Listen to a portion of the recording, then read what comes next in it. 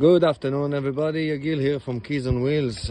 Today we were finally finishing this beast, Range Rover Evoque 2021. This car came for us from floods. It had water damage, and we had to work on this car for quite a long time, change a few computers, program new genuine keys, and it's been a whole hell of a road because of the water. We had lots of problems in it. Now we're finally done after a long time of working on this car. Here's the two genuine keys which we have programmed to the car. Replace the computer, the immobilizer, and all the rest of these components. They're related to the security. Here we are in the car.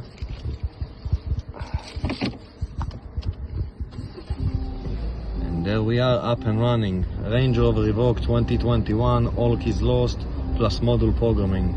Thanks for watching.